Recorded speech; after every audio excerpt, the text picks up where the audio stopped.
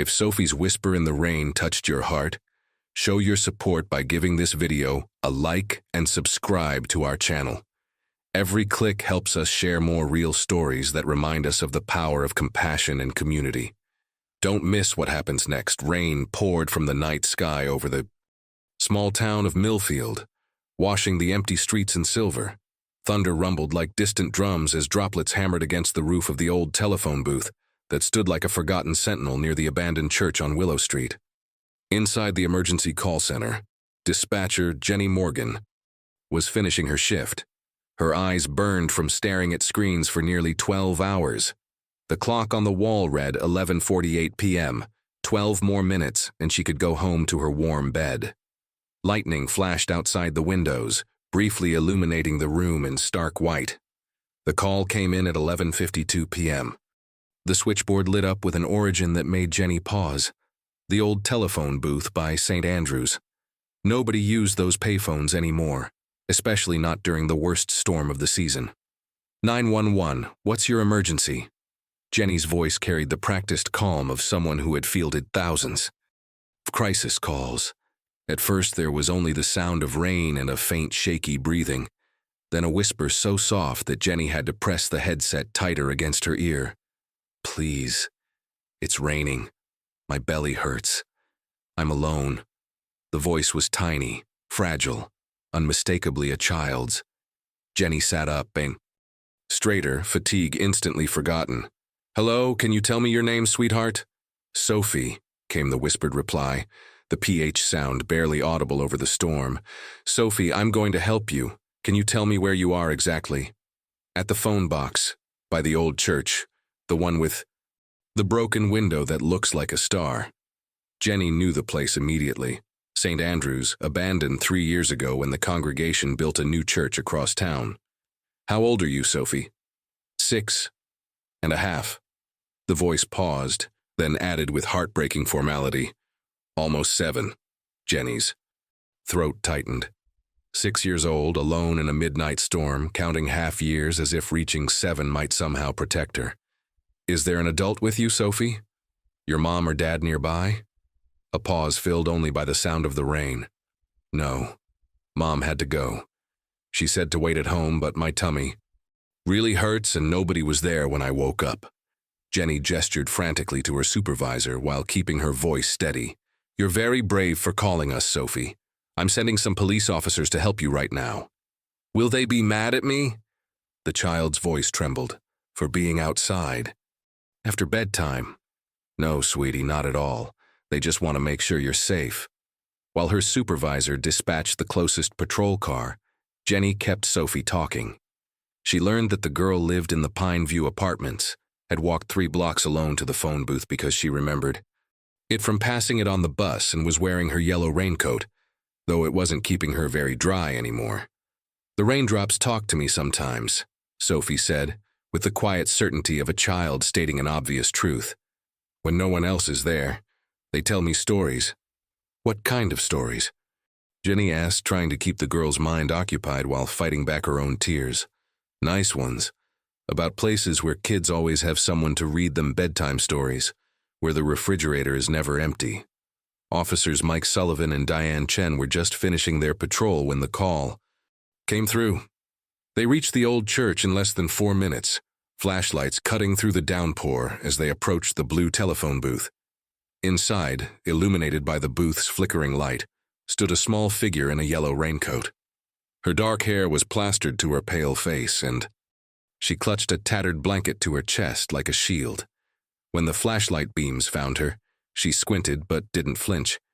She simply looked at them with eyes too wise and too weary for a child so young. Are you Sophie? Officer Chen asked, crouching down to eye level. The little girl nodded, then winced, pressing a hand to her stomach. Her socks were soaked through and her fingertips had turned an alarming shade of blue from the cold. My tummy really hurts, she whispered, her voice somehow steady despite her violently shivering body. We're going to get you somewhere warm and doctors will help with your tummy, Officer Sullivan said gently, removing his jacket to wrap around her tiny shoulders. Did you come out here all by yourself? Officer Chen asked. noting the 3 long blocks from the Pineview apartments. A considerable journey for such small legs. Sophie nodded, looking up at the sky as raindrops fell on her face. Then she said something that stopped both officers in their tracks. I asked the rain who would help me when Mommy's gone, and the rain whispered your names. Mike and Diane. Her eyes fixed on their name badges with an intensity that sent chills down their spines. The rain always knows who cares enough to listen. As they carefully led her to the patrol car, neither officer commented on how a 6-year-old could possibly know their names before seeing their badges, or why she seemed so practiced at being alone. Some questions felt too heavy for this stormy night. What they didn't know was that Sophie's story would soon touch the hearts of everyone in Millfield. The doctors waiting at Memorial Hospital had no idea that what this small, shivering child would reveal in the coming hours would shake their community to its core and force them all to confront the invisible suffering that had been happening right before their eyes. In the back seat of the patrol car, Sophie held her tattered blanket close and closed her eyes, listening to the rain tap messages against the window. For the first time in a very long time, someone was finally hearing her whispers. Memorial Hospital buzzed with quiet activity despite the late hour. The emergency room's fluorescent lights cast a harsh glow as Officers Sullivan and Chen guided Sophie through the sliding doors. Her yellow raincoat dripped puddles on the linoleum floor. We have a 6-year-old possible abdominal pain, found alone during the storm, Officer Chen explained to the triage nurse, who immediately signaled for a pediatric team. Nurse Sarah Bennett was the first to approach. With 20 years of pediatric experience, she recognized the signs of a child in both physical and emotional distress.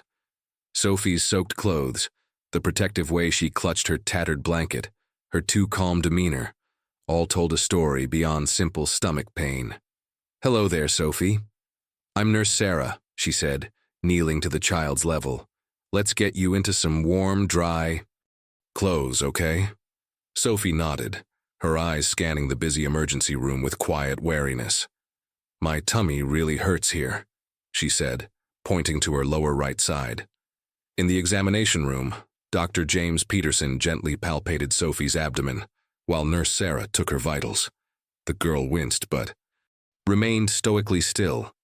"How long has your tummy been hurting, Sophie?" Dr. Peterson asked. 3 days, I think," she replied, her voice small but clear. "But tonight was really bad." "And where's your mom tonight?" Sophie's eyes flickered to the window where rain still pounded. "Working. She works a lot." "Is there someone who watches you when she works?" A pause. "Sometimes Mrs. Davis from apartment 3B. But she's visiting her daughter this week." The doctor and nurse exchanged glances. A 6-year-old left alone overnight was concerning enough, but something in Sophie's matter-of-fact explanation suggested this wasn't unusual. While Sophie changed into hospital pajamas, Officer Chen stepped outside to call social services. The midnight storm had knocked out power in several parts of town, and the emergency worker on call couldn't reach them until morning. "We'll need to keep her overnight for observation," Dr. Peterson told the officers. "The abdominal pain could be appendicitis.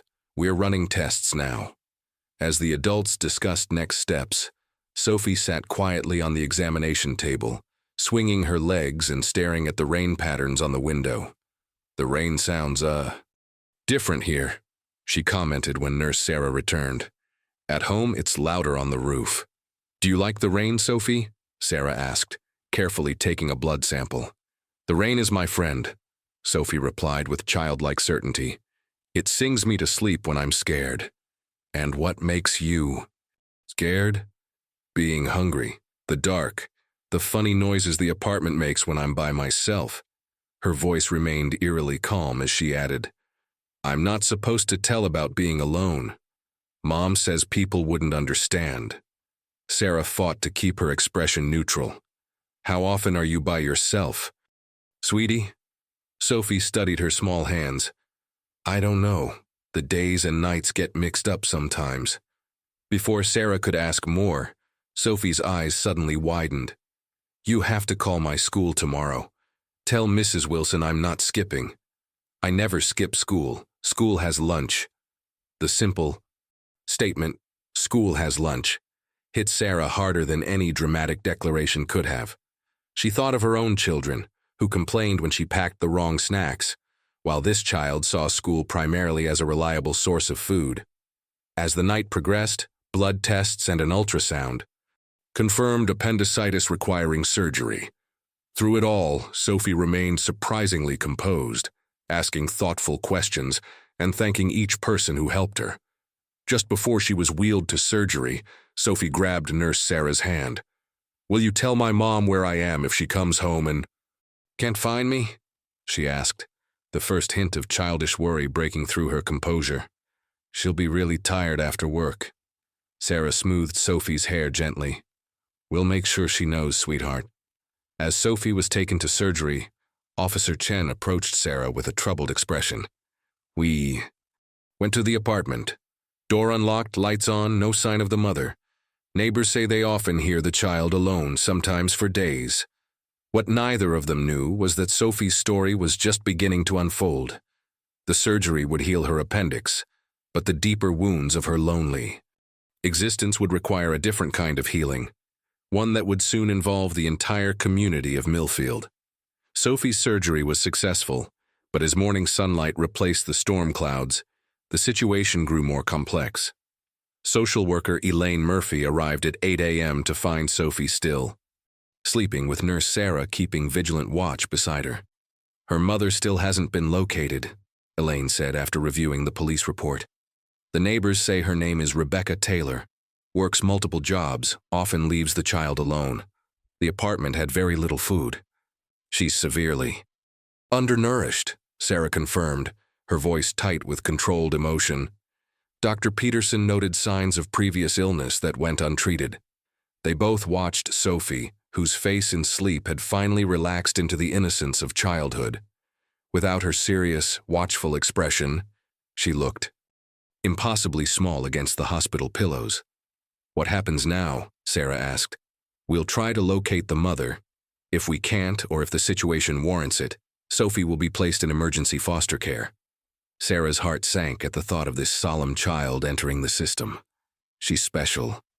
Elaine, there's something about her, a resilience but also a vulnerability." Their conversation paused as Sophie stirred, her eyes fluttering open.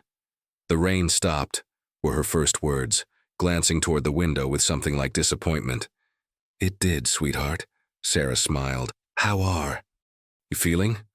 "Better. My tummy doesn't hurt anymore." Elaine approached carefully, introducing herself as someone who helps children. Sophie studied her with that unnervingly perceptive gaze. "Are you going to find my mom?" she asked directly. "We're trying to reach her," Elaine answered. Truthfully, "Can you tell me about your mom, Sophie?"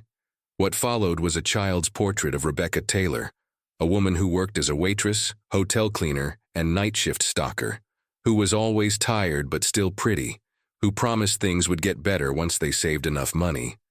"She taught me important things," Sophie explained earnestly.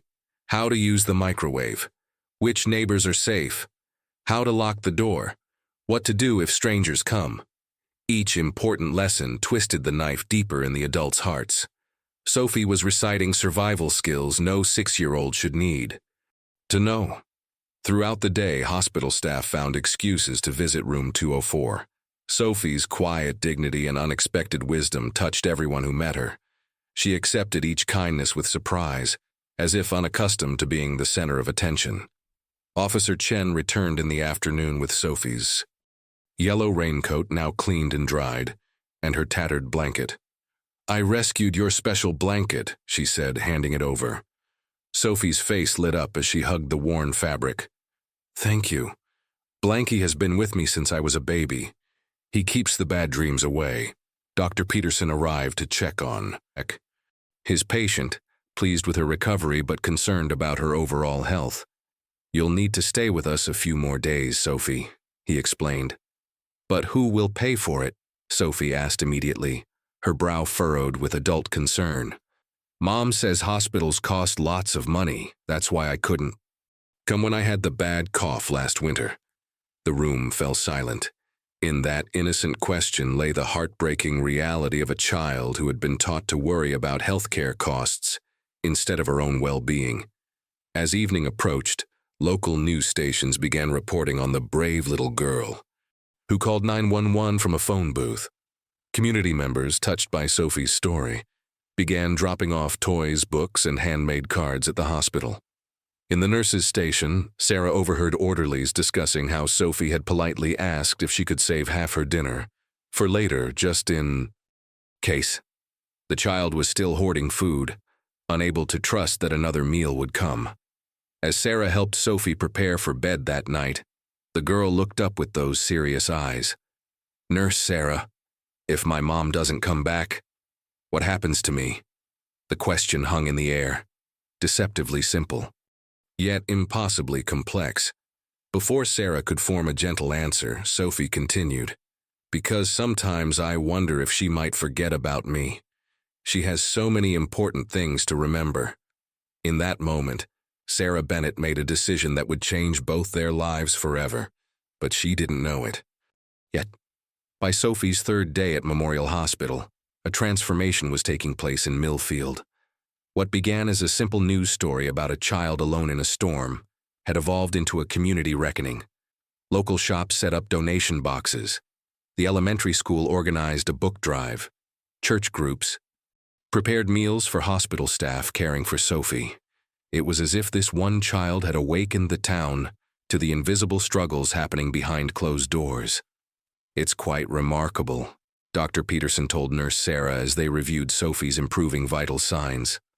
"I've never seen the community mobilize like this." "She has a way of getting to people," Sarah replied, watching Sophie charming two volunteers who had brought stuffed animals to her room. "She's not what you'd expect." Indeed, despite her circumstances, Sophie showed extraordinary resilience. She thanked each visitor, remembered everyone's names, and maintained the serious, watchful demeanor that had become her trademark. The only time she truly relaxed was during story hour, when Sarah would read from the growing collection of donated books. Meanwhile, the search for Rebecca Taylor continued.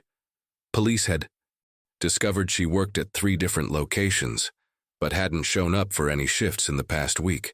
Her landlord reported that rent was overdue, and her phone went straight to voicemail. "We've contacted relatives in Ohio," Elaine Murphy explained to Sarah during their daily update. "An aunt might be willing to take Sophie, but she's waiting to speak with Rebecca first. And if Rebecca doesn't appear, foster care, at least temporarily." The words hung heavily between them. Both women had seen enough of the system to know its limitations, especially for a child as unique as Sophie. That afternoon, Officer Chen returned with news. "We found something at the apartment," she told Elaine and Sarah privately.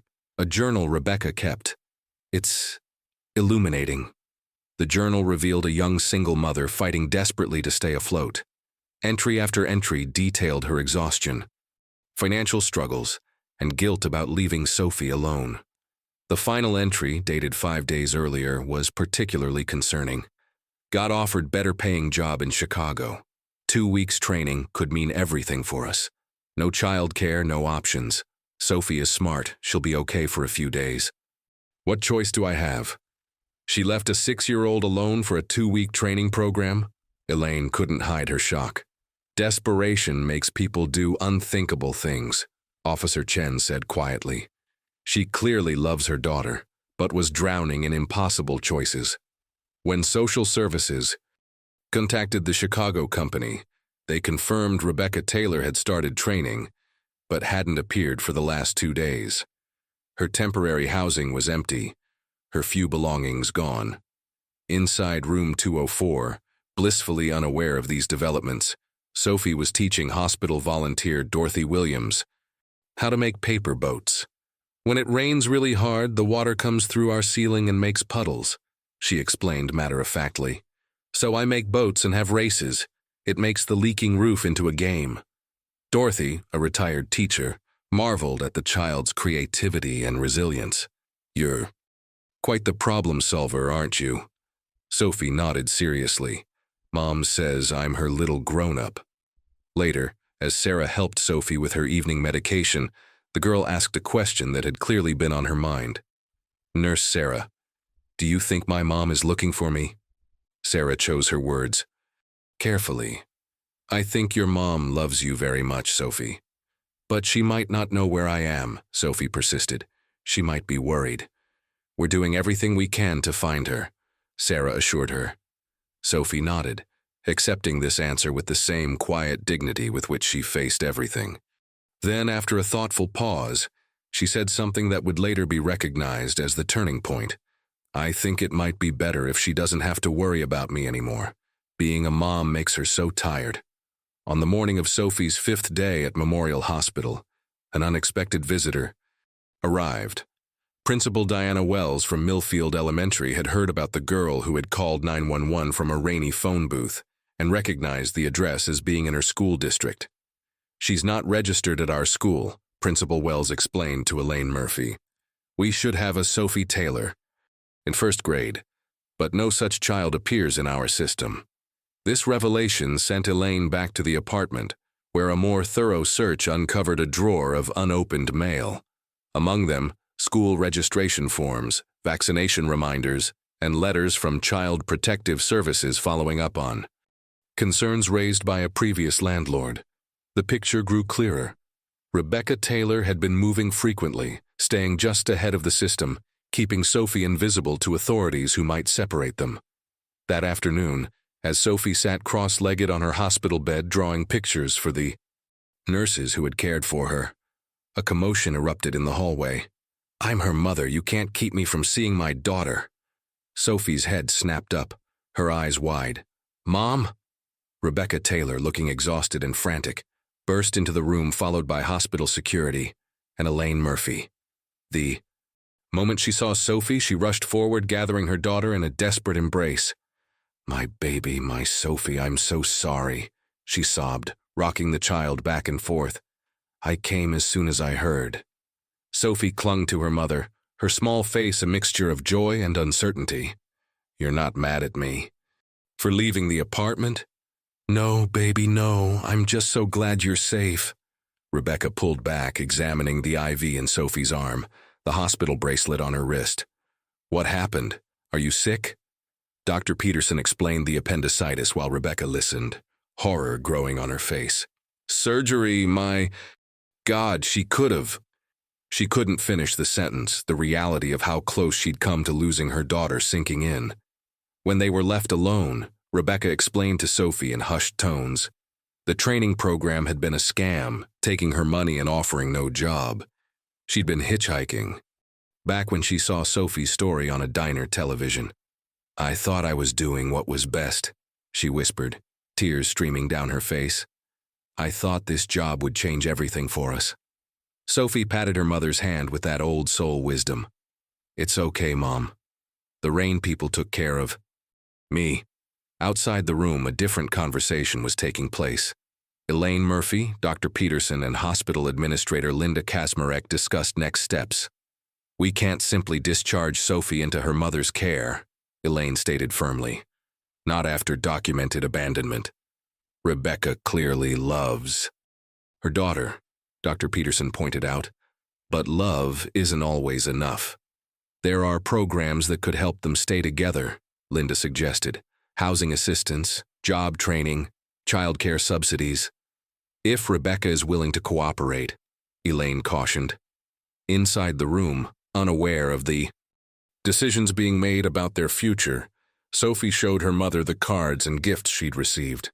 Everyone has been so nice to me, Mom. Nurse Sarah reads me stories every night. And look, I've been saving my apple juice for you because I know it's your favorite. Rebecca broke down again, overwhelmed by her daughter's thoughtfulness even after being abandoned. I don't deserve you, Sophie. That's silly, Sophie replied with childlike certainty. You're my mom. We belong together. Later that evening, as Rebecca stepped out to speak with social services, Nurse Sarah found Sophie standing by the window, watching the gathering clouds. It's going to rain again, the child observed. It looks that way, Sarah agreed. How do you feel about your mom coming back? Sophie considered the question with her characteristic seriousness. I'm happy, but also, she struggled to find the words. I feel funny inside, like when you're waiting for something to break. What do you think might break, Sophie?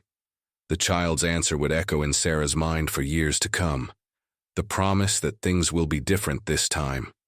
A week after Rebecca's return, Sophie was medically cleared for discharge, but her future remained uncertain. A family court hearing had been scheduled, with social services recommending temporary foster placement, while Rebecca completed parenting classes and secured stable housing and employment. Rebecca fought the recommendation bitterly. She's my daughter. You can't just take her because we've had a rough patch. It's more than a rough patch, Ms. Taylor, Elaine explained patiently. Sophie was alone for days, seriously ill, and showed signs of chronic neglect. I made a mistake. I'm trying to fix it. These arguments played out daily. While Sophie absorbed every word, every tension, her watchful eyes moving between the adults deciding her fate. Meanwhile, Millfield continued its unexpected transformation. The local newspaper ran a feature on children in crisis, prompting community discussions about resources for struggling families. The mayor announced a task force on childcare accessibility. Churches and community centers began organizing after-school programs and food pantries. On the day before the hearing, Nurse Sarah was surprised to find Rebecca sitting alone in the hospital chapel. I don't know what to do, Rebecca admitted when Sarah joined her. I love Sophie more than anything, but maybe she deserves better than what I can give her. What are you saying? Sarah asked carefully. I've been watching how everyone is with her. The doctors, the nurses, you. She's thriving here. She's getting what she needs. Rebecca wiped away tears. At home, she takes care of me more than I take care of her. What kind of mother does that make me? A human one, Sarah replied gently. One who's trying against impossible odds. Rebecca shook her head. Sophie deserves a real childhood, not worrying about bills or whether there's dinner or if mom's coming home tonight. That evening, as Sarah helped Sophie prepare for bed, possibly their last evening routine together, the girl seemed unusually contemplative. Nurse Sarah, can I ask you something important? Of course, sweetie. If a person loves someone, does that mean they should stay together? Even if it makes both of them sad sometimes? The question, so philosophical from such a young child, caught Sarah off guard. That's a very grown-up question, Sophie. I've been thinking a lot, Sophie explained seriously. Mom is always so worried about taking care of me. Maybe she wouldn't be so tired and sad if she didn't have to worry all the time. Sarah sat on the edge of the bed, choosing her words carefully. Families come in all different forms, Sophie. Sometimes parents and children live together, and sometimes they need help from others. Like how the rain helped me find you? Yes, a bit like that. Sophie nodded, processing this information with her remarkable calm. I think I understand. The morning of the hearing brought unexpected developments. Rebecca arrived early, asking to speak privately with Elaine Murphy, and the guardian ad litem appointed for Sophie. I've made a decision, she announced, voice steady despite her red-rimmed eyes. I want to voluntarily place Sophie in foster care while I get my life together. The professionals exchanged surprised glances. This isn't giving up, Rebecca continued. Firmly. It's giving her what she needs right now, which I can't provide, but I want visitation. I want to be part of her therapy. I want to earn back the right to be her mother. When Sophie was gently informed of this decision, her reaction surprised everyone. I knew you'd figure it out, Mom, she said, hugging Rebecca tightly. The rain told me things would change. The rain told you? Rebecca smoothed her daughter's hair. The night I got sick, the rain whispered that help was coming. Not just for my tummy, but for both of us. Sophie looked up with those wise eyes. Sometimes growing means being apart for a while, right? 3 months after Sophie's midnight call from the rain-soaked phone booth, Millfield had changed in ways both visible and invisible. A new community center offered after-school programs and emergency childcare. The hospital had established a family support division. Social services had streamlined their processes for connecting families with resources, but the most profound transformation had occurred in the lives directly touched by Sophie's story. On a sunny Saturday, Sophie sat on a porch swing, watching butterflies flit among the flower beds of her new temporary home. Nurse Sarah Bennett, now her licensed foster parent, brought out lemonade and cookies. "Your mom will be here soon for your visit," Sarah reminded her. Sophie nodded, excitement brightening her face. "I made her a card in art therapy. Miss Jen helped me write a poem." Rebecca. Taylor was keeping every promise she'd made. She had completed parenting classes, maintained steady employment at a local manufacturing plant with family-friendly hours, and recently moved into a modest apartment in a supported housing complex. Most importantly, she never missed a weekly visit with Sophie. The road hadn't been easy. There had been tears, setbacks, and difficult conversations, but with the community's support, both mother and daughter were healing. "Do you think I'll go home with Mom soon?" Sophie asked, not for the first time. "The judge will decide next month," Sarah answered. "Honestly. But your mom is doing everything right." Sophie nodded, accepting this answer with her characteristic maturity. "I think it will be good either way. Mom is happier now. She smiles more." "And what about you?" Sarah asked. "Are you happier?" Sophie considered this question with the thoughtfulness that still surprised everyone who met her. "I'm different," she finally said. "I don't worry all the time anymore. And I know the rain was right." "About what?" "That there are people who will listen, not just to me, but to all the kids who need help." Indeed, Sophie's case had opened eyes and hearts throughout Millfield. Other children had been identified and supported. Parents struggling like Rebecca were connecting with resources rather than suffering in isolation. The invisible web of community care had been strengthened. When Rebecca arrived, the change in her was evident. Gone was the desperate, defensive woman from the hospital. In her place stood someone more grounded, more present. "I got that promotion," she told Sarah excitedly. "The one with benefits and paid time off." "That's wonderful," Sarah hugged her. Over the months, the two women had developed an unexpected friendship, united by their love for Sophie. As mother and daughter set off for their afternoon together, Sophie turned back. "Nurse Sarah, is it okay if I still talk to the rain sometimes?" Sarah smiled. "Of course it is, sweetheart. Good, because I still thank it for that night. For helping me find all of you." Later, as the first drops of a summer shower began to fall, Sarah watched from the window as Rebecca and Sophie danced together on the sidewalk, faces turned upward, catching raindrops on their tongues.